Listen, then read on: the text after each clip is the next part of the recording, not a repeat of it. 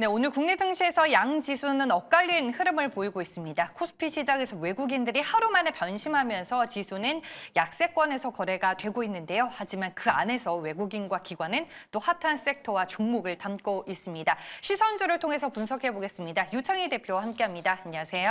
안녕하십니까. 네, 하루 만에 바뀐 외국인들의 현선물 양시장 매도. 오늘 이제 코스피 지수의 상승을 좀 제한하는 요인일까요, 대표님? 그럴 수 있다 생각 좀 네. 하고 있습니다. 아무래도 지금 시장이 모멘텀이 좀 없죠. 왜냐하면 이번 주 고용 지표 발표가 있고 무엇보다도 이제 다음 주 FOMC 결과가 있죠. 물론 목요일에 또 20일 금리 결정도 있고요. 그러니까 일단 지금은 경제 지표보다도 주요 중앙은행들이 금리를 어떻게 결정할 것인지, 유럽은 6월 달에 이번에 금리 인하 가능성이 거의 기정사실화 되어 있는데, 이번 한 번 인하가 중요한 게 아니라 연속적으로 얼마나 더 인하할 수 있는지가 좀 중요하다 생각을 좀 하고 있고, 미국 같은 경우는 FOMC에서 금리를 어떻게 전망을 하는지, 제가 보기에는 9월 달 금리 인하 가능성이 상당히 좀 높아지고 있지만, 이건 저 개인적인 판단이고, 아직까지는 올해 금리 인하 안 할 수도 있다라는 이슈들이 좀 있다 보니까 약간 그런 것들이 좀 부정적인 요소가 되고, 또 거기다가 약간 경기가 조금 안 좋다라는 인식들도 좀 있지 않습니까? 그래서 그런 것들이 좀 단기적으로 좀 모멘텀이 좀 부족한 것이 아닌가 생각을 좀 하고 있습니다. 우리나라 같은 경우도 오늘 그동안 좀 많이 올랐던 종목군들 중심으로 해서 대표적으로 중국 소비주라고 할 수 있는 화장품주들, 그리고 금융주 중심으로 해서 좀 조정이 좀 나오고 있고요.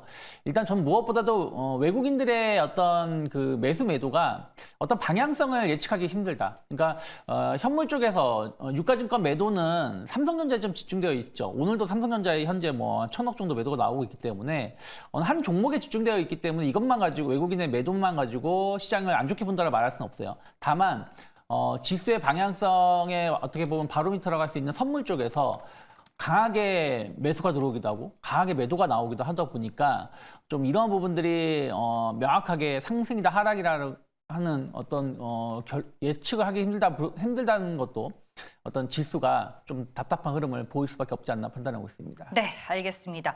조금 전에 이제 속보가 나왔네요. 국방부가 9.19 남북 군사 합의 오늘 오후 3시부로 전면 효력을 정지한다라는 속보 기사가 이제 확인이 됐는데, 군사 합의 효력 정지 이 기사가 속보로 나자마자 시장이 낙폭을 조금 더 키워나가고 있고, 선물 쪽에서 외국인들의 매도 규모도 좀 늘어나고 있다, 이런 시장의 코멘트가 있는데, 이거는 이제 장 마감까지 봐야 될 것 같고요. 시장이 그렇게 많이 빠지고는 있지 않는 상황이어서 저희가 마감 모음집에서 만약에 시장의 변동성이 있으면 다시 한번 다뤄보도록 하겠습니다. 네, 그럼 이제 섹터로 저희 넘어가 보겠습니다. 오늘 외국인과 기관 어디에 집중하고 있을지 한번 확인해 볼게요.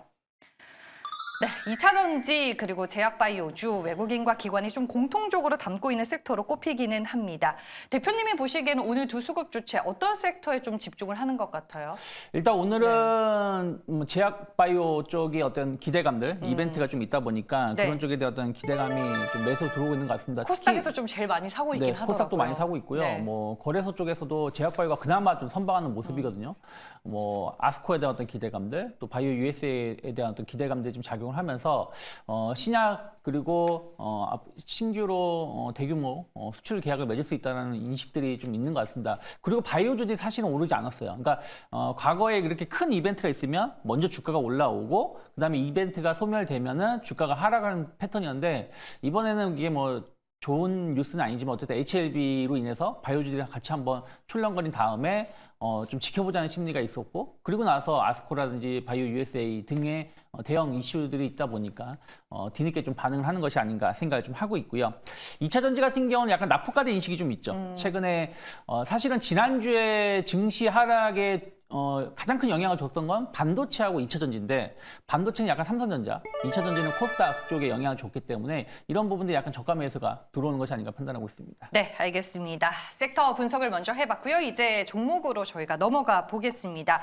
오늘 이제 저희가 대왕거래 테마에 정신이 팔려 있지만 그 안에서 그래도 제 갈 길을 가는 종목들이 있습니다. 외국인이 담은 롯데웰프도 신고가를 썼고, 지금 윗꼬리가 달리기는 했지만 성수기인데다가 인도 시장에 대한 모멘텀이 있더라고요. 네. 지금 개인 투자자분들이 매수하기는 조금 늦었을까요? 저는 네. 사실은 지금 자리가 나쁘진 않다 생각 좀 하고 그래요? 있어요. 왜냐하면 네.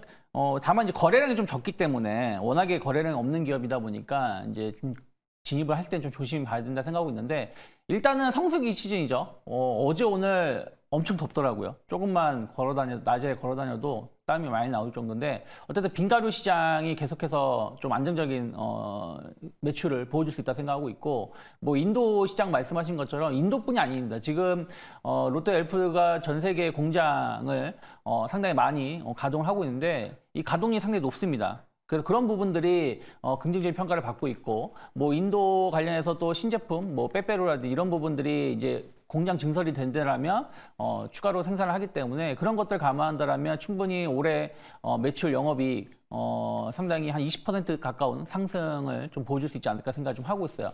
그러면 현재 주가 수준 시가총액을 봤을 때 그렇게 비싼 가격은 아니다. 그리고 주가 자체도 최근 5월 달에 완만하게 오르고 이제 오늘 이 뭐랄까요 14만 원, 15만 원대 저항대를 돌파시키는 모습이기 때문에 저는 14만 원이 크게 이탈하지 않는다라면 약간 눌림이 나왔을 때 매수 관점, 특히 요즘에 식품주들이 수출주로 분류가 되는 부분들이 있기 맞아요. 때문에 네. 지속적으로 관심을 보일 수 있다. 다만 서두에 말씀드린 것처럼 거래량이 좀 적다라는 부분들은 항상 체크하셔야 되지 않을까 판단하고 있습니다. 네, 알겠습니다. 오늘 신고가를 다시 쓴 롯데 웰푸드 먼저 전략 알아봤습니다.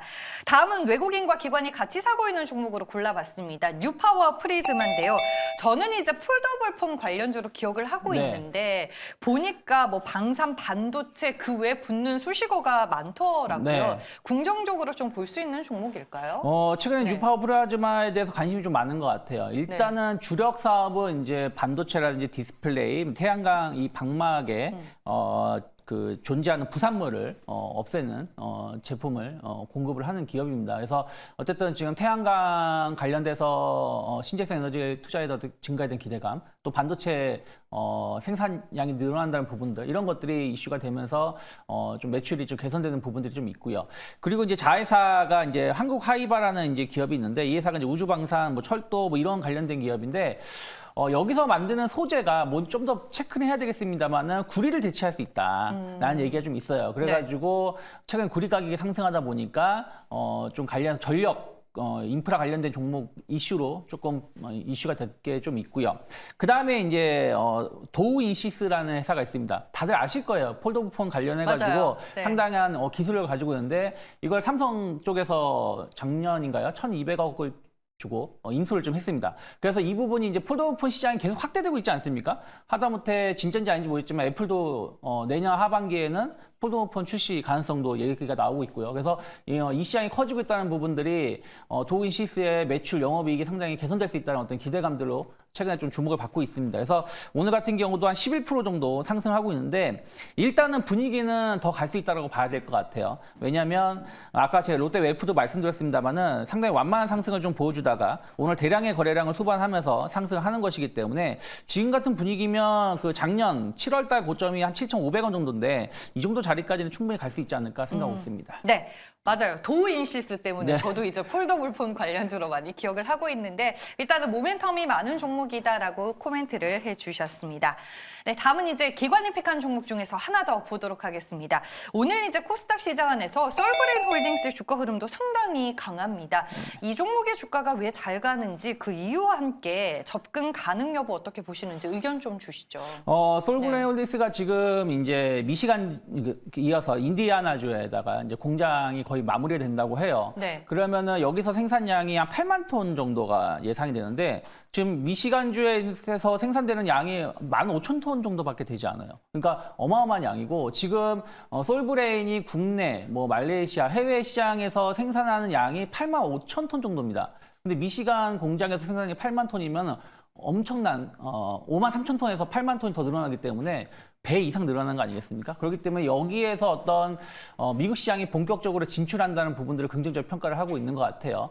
어쨌든 이제 IRA 이슈들 때문에 이런 전액 같은 부분들이 중국 제품을 보조금을 지급하지 않기 때문에 국산화율에 좀 그 중요한 이슈가 되고 있고 지금 삼성 SDI 쪽으로 이제 공급을 한다는 것인데 삼성 SDI도 좀 급한 것이 스텔란티스하고 어떤 합작 공장을 지었는데 이게 보조금을 이제 제대로 받으려면 올해 안에 가동을 해야 되는 부분들이 좀 있거든요. 그래서 좀 빨리 공장을 가동하게 된다라면 아무래도 이제 공장 가동이 좀 더 솔브레인이 좀 더 빨리 진행될 수 있다는 어떤 기대감으로 오늘 주가가 상승하고 있습니다. 네. 다만 저는 이러한 이슈들은 좀 이미 주가에 좀 선 반영되었다 생각을 좀 하고 있어요. 그리고 뭐 좋게 말씀드리고 싶지만 어쨌든 약간 죄송합니다. 전기차 시장 자체가 약간 둔화되고 있는 부분들이 좀 있고 또 약간 이제 전체적인 흐름들을 좀 봐야 되기 때문에 주가는 어느 정도 반영됐다라면 저는 일단 85,000원 돌파 전까지는 조금 중립적인 시각 오히려 좀 조정이 나온다라면 네. 눌림목이 나왔을 때 분할 매수 관점으로 접근해 보는 게 맞지 않을까 판단하고 있습니다. 네, 다 뭐 조정 시에는 매수가 괜찮아 보이는 종목이다라고 오늘 종목군들의 위치는 나쁘지 않습니다. 그래요. 네. 오늘 외국인과 기관이 픽한 종목들 뭐 매매 관점에서 자리가 다 괜찮다라고 얘기를 해주셨는데 솔브레인 홀딩스까지 저희가 봤고 그러면 이제 후보 8개 종목 가운데 탑픽 종목을 하나 꼽아보겠습니다. 뭐 이것저것 다 따졌을 때 제일 좋아 보이는 종목은 뭐였어요, 대표님? 저는 PSK 네. 홀딩스를 좀 주목하고 싶습니다. 뭐 네. 물론 이제 돌고 돌아 반도체이실 수 있겠습니다만은 네. 어쨌든 이제 최근에 보면 사실은 반도체 관련된 종목군들이 4월 달, 5월 달에 그렇게 좋은 주가 흐름을 보여주지 못했어요. 그러면 오히려 지금 같은 시기에는 좀 매수 관점으로 좀 접근해 볼 수 있다 생각을 좀 하고 있습니다. 여러 가지 이슈들, 이벤트들이 6월 달에 좀 있고 또 7월 달에 어떤 실적 시즌 진입한다라면 좋은 기업은 좀 매수 관점을 봐야 된다 생각하고 있는데 뭐 HBM 시장은 계속해서 급성장세를 보여줄 수밖에 없죠.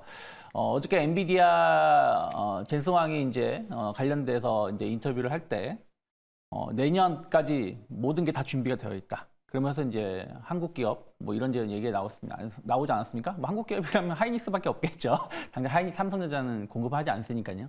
하지만 어쨌든 이런 HBM 시장은 계속해서 급성장한다는 것이고 이 솔브레인 홀딩스의 리폴로하고 디스컴 장비 수요는 PSK 홀딩스. 네, 죄송합니다. PSK 네. 홀딩스의 제품은 계속해서 안정적인 매출을 보여줄 수 있는데 왜냐하면은 지금 삼성전자, SK하이닉스 그리고 마이크론 테크놀로지 3개 회사에 모두 다 장비를 공급하고 있습니다. 거의 유일한 회사라고 보시면 되겠고 영업이익 같은 경우도 사실 한빛반도체와 더 높게 나오고 있습니다. 40%가 넘는 영업이익률을 좀 보여주고 있다는 부분들 감안한다라면 충분히 올해 오히려 내년으로 갈수록 더 좋은 매출 성장을 보여줄 수 있는데 왜 그러냐면 HBM 수율이 최근에 뭐 하이닉스 발표를 보면 뭐 80%까지 올렸다라고 말을 하고 있지만 여전히 HBM은 수율이 낮습니다. 그렇기 네. 때문에 삼성이라든지 뭐 마이크론, 하이닉스 모두 생산을 늘리기 위해서는 라인을 더 확장해야 되기 때문에 PSK홀딩스의 장비는 더 들어갈 수 있다 생각을 좀 하고 있고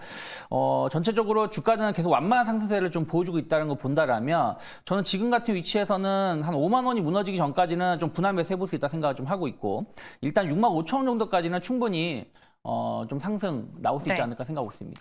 네, 알겠습니다. HBM 밸류 체인으로 그치는 게 아니라 이제 이익을 내고 있는 기업으로 많이 언급이 되고 있는 종목입니다. PSK 홀딩스 유창희 대표 6만 5천 원까지 볼만하다라고 투자 전략 제시해 주셨습니다. 오늘 시선주는 여기까지고요. 유창희 대표 보내드리겠습니다. 고맙습니다. 고맙습니다.